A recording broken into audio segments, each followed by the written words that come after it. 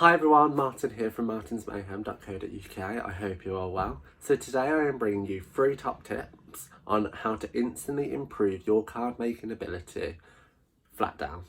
Now I know the title says 6 and I am not skimping or scraping, I promise. Today I'm bringing you something a little bit different, and I'm collabing with Cindy Lynn Taylor over at My Inkie Fingers, and you can go check out her video afterwards for the additional 3 tips. So in total you're going to get 6, and I hope you learn something new.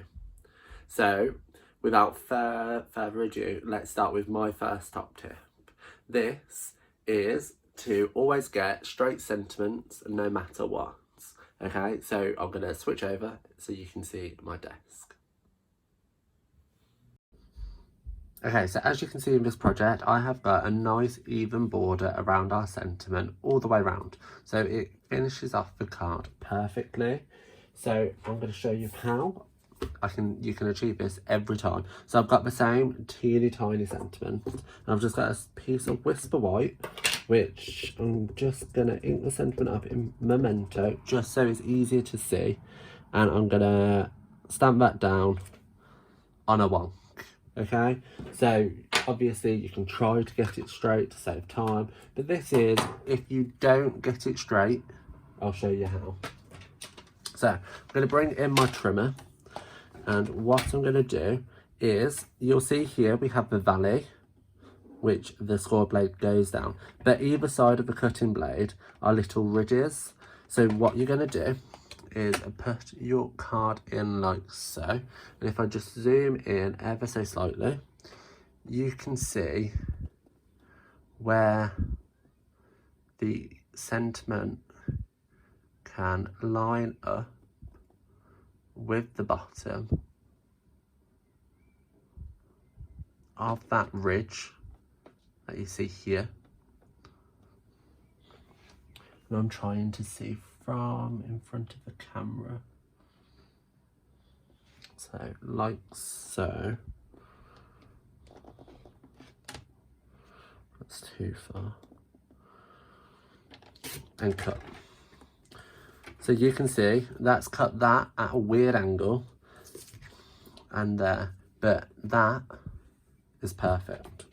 And you can do it again with the other side, so it doesn't just always have to be this side, so you don't have to lift this up, turn it round and then be wiggling it around. You can just simply move it up and line up the top like so, and cut again. Okay, so that's super simple, right? And then it doesn't just have to be along the top and the bottom.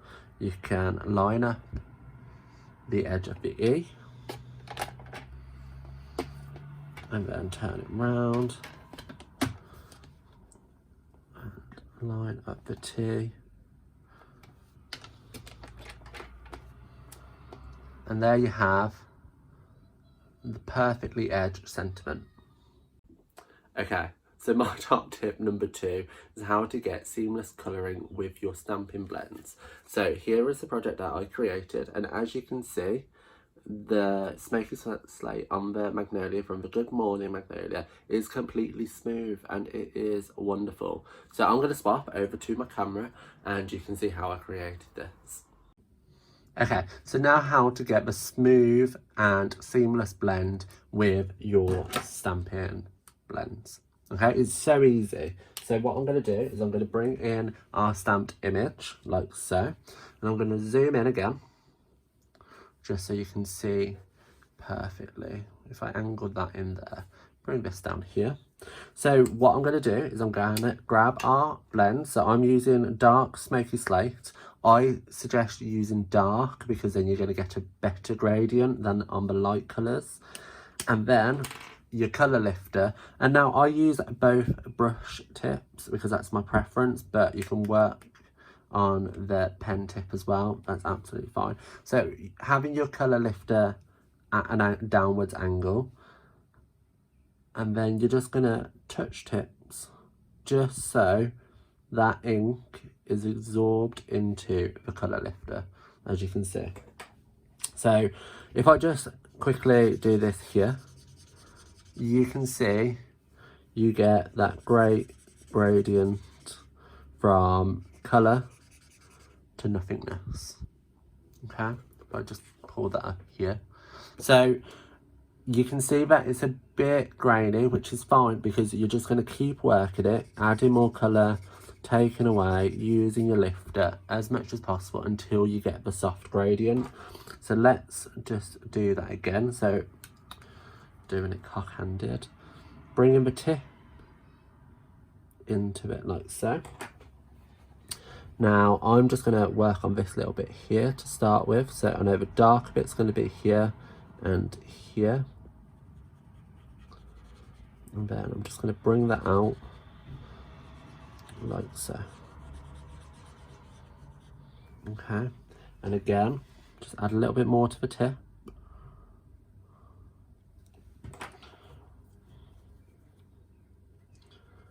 Go into where it's darkest first, and then dragging that colour out and blending it all together like so.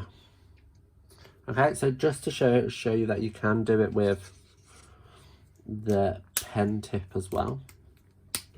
Taking that, just popping my lids back on just so they don't dry out. I can run it like so. So I've got quite a bit of ink on there, so I know I can do a larger area. So if we just do this bit, I can start at the bottom, gradually work my way up,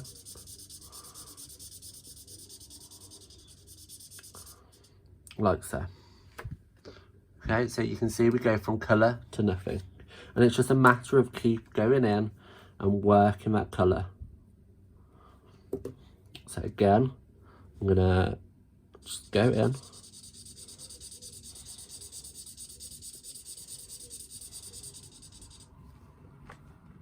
And you can see on the second coat how much smoother it's already looking. So you can keep going back as many times as possible. And remember, each time you add a layer, you're gonna darken the area already down.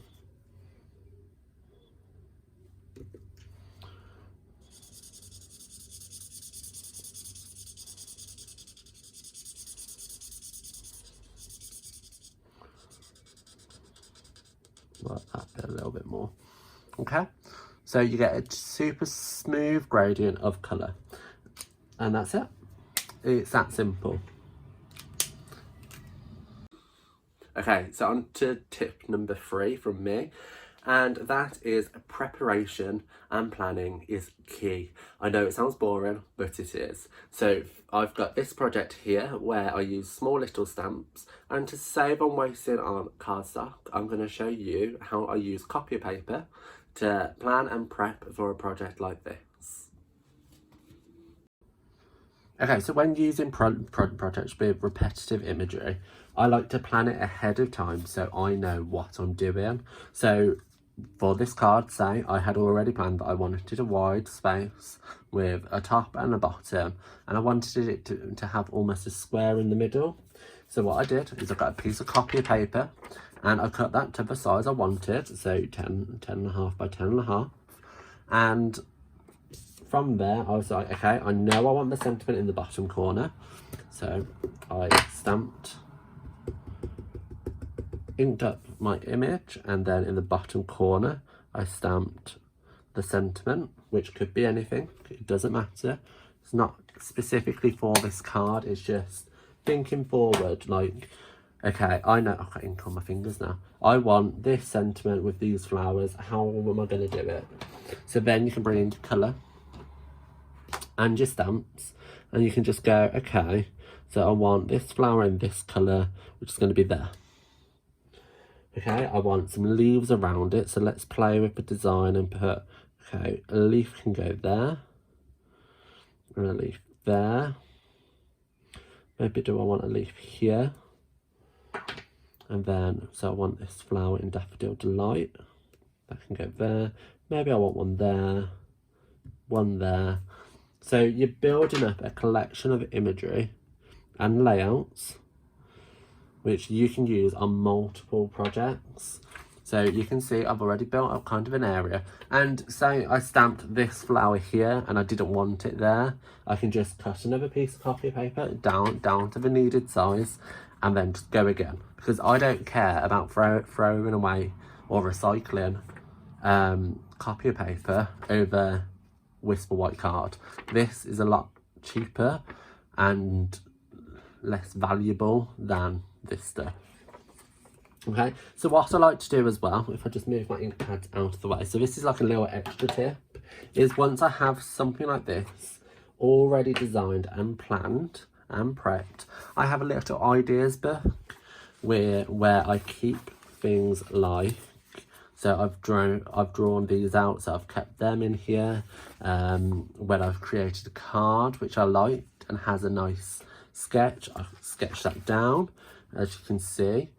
But just anything can just be stuck in as and where, and then on my next page that's available, this can just be stuck in with a little bit of annotation.